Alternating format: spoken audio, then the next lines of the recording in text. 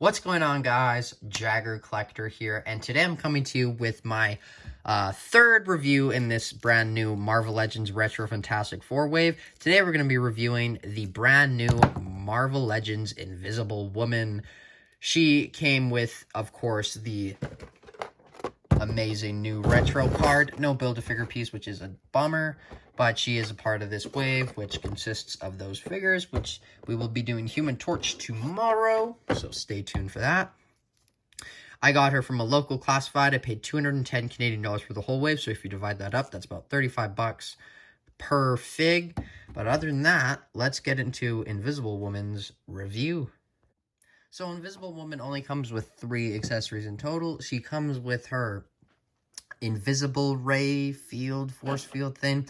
And this is the second time we're getting it, but honestly, I prefer it more because it is more clear compared to the older one. This one was more, you couldn't see through it as much as this newer one. It's very, very clear on this. So what you do is you get her, her right hand, or her left hand, I guess, from my perspective, or her right. You just put it on, and there it is. So it's on the hand like that, and it kind of just merges and blends in with the sculpt. Looks very cool. Love this effect. Very, very cool, but, it is obviously a reuse. And then if you wanted to, it's not supposed to go in like this, but just because it's a bigger and different hand, you can kind of put the old one on her other hand and then have the new one on this, and then she just has like double force fields. There you go. That's very, very cool. Awesome thumbnail material. She also comes with a set of fists, which she obviously won't need because she doesn't use them. She just uses her powers. I don't think she'll be going around punching people like Black Widow, but who knows? Maybe Sue knows a little bit of, martial arts. Who knows? I'm not going to judge. And then here she is next to, before we get into those, here's her next to her box. So this is the retro box, like I mentioned. So you can kind of see what they were going for, and it didn't work out. It looks like this hair, what they were trying to do is this hair with this face, which would have been perfect. This is my favorite Sue Storm head, but it didn't really work out. She looks just old and disheveled. Her bio reads, after receiving superpowers, Sue Storm Richards co-founds the Fantastic Four and emerges as the single most powerful member of the group. Really? She's the most powerful? I guess so. But, wow, I wouldn't have thought that. I would have thought Thing would have been her Human Torch, but maybe I'm wrong. So she is the third incarnation of Invisible Woman in kind of the modern Marvel Legends era by Hasbro. Not sure if Hasbro's done any other Invisible Womans, but let me know. So there she is next to the old one, and there's her next to the older one. So this is, I think, from 2017, so very old. The head, this was kind of when all the female figures looked exactly the same. They just looked like they were cosplaying. Her forehead's very shiny, as you can see, which is weird. Looks like just paint. But I did like that effect on her arm, just kind of merging into the invisibility, because that really worked on like the force field shield thing. And this head was certainly my second favorite. It definitely got the point across. But this one came around, and I loved this head. Looks very good, but it's on the black body for the more modern Sue Storm. So you can kind of take that off. Let's take the new one off, and let's see what this looks like. That is perfect Invisible Woman.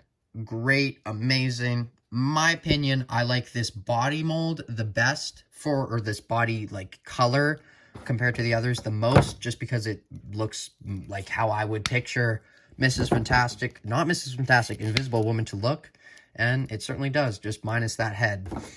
Now, before I continue with her review, I did want to show, so obviously the human, I keep getting these names wrong, too many figures in my mind. The Mr. Fantastic came with a lab coat. Now that's cool, but she's a scientist too, so where's her lab coat? She didn't come with one, but luckily Moira McTaggart came with an extra one, which is perfect for this figure. It comes with pens in there, so it works great on this. So let's cut to what that looks like. So that was a huge hassle. Definitely a lot harder than I wish it would have been. So I had to heat it up with a hairdryer to get those arms off. But now that I have it on, it looks very good. So they look very good together. Looks very, very interesting. Love having, the only benefit really of having all these different versions of Fantastic Four is now we have all this modular accessories and parts that we can kind of combine with each other, and you know, as they continue to make more, that ability will just increase. So that's the only really real benefit I can see, besides other people being able to get, you know, the Fantastic Four. But that's what they look like in their lab coats. Looks very good. So let me go heat it up again and put her normal arms back on. So back to the Invisible Woman review. Finally got those arms back on. Wasn't as hard getting them back on as it was taking them off in the first place. It is cool getting those extra hands, because you can just plop them on the lab coat arms if you don't know what to do with them in the meantime. One interesting thing of this figure that I wanted to point out is it is, of course, the same body mold as her predecessors, except there's one thing which you can't see at the moment, but if you lift the neck up, there's this extra hole which isn't normally there, and that's the first time I've seen it on this figure. They wouldn't have put that in for, like, no reason. I wonder if it's something to do with an upcoming figure that'll require it, but who knows? Maybe they just remade the mold. I definitely think that's for something. Let me know if they've already used that, maybe, and I just don't know what it is, or I'm not thinking of it. But that's certainly interesting. Certainly interesting. Something to think about. But obviously, it's a very simple figure. You know, you got your dark blue and your whites, and then the head sculpt, which is not the best, but I'm growing on it. Not as bad as I thought it was to begin with. A little shiny there. Kind of weird how it goes from that more matte color to just a shine. But other than that, nothing else to really say about the Invisible Woman. So let's get into the articulation, which is very basic.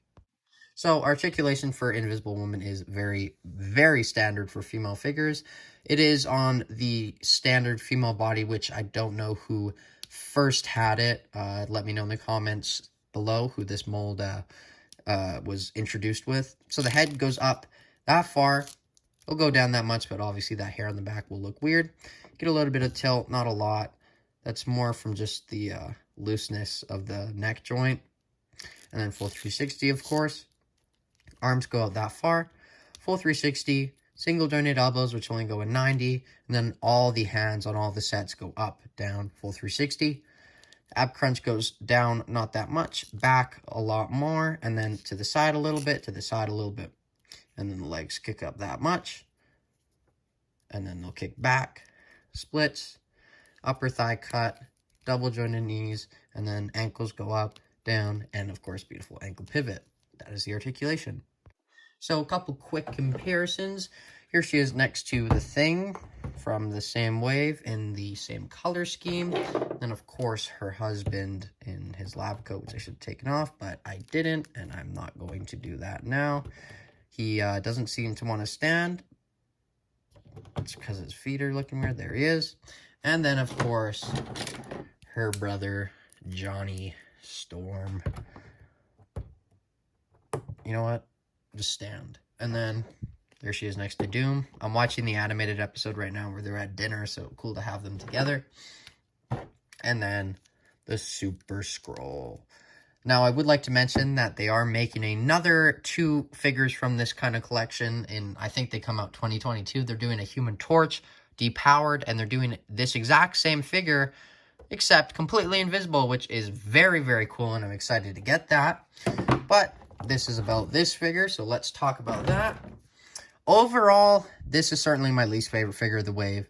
Doesn't look that great, but it is cool to get, you know, a new Invisible Woman with this more clearer, translucent, invisible effect, because it looks more invisible. But obviously, this isn't for everyone, and at 35 bucks Canadian, I could have spent my money definitely better on more different, better figures like that Miles, the What If figures that are out now. And, like, obviously this and the Thing are the exact same price, but you can obviously see this takes up more plastic. But, you know, I'm sure they divided it up divided it up upon each of the figures in the wave.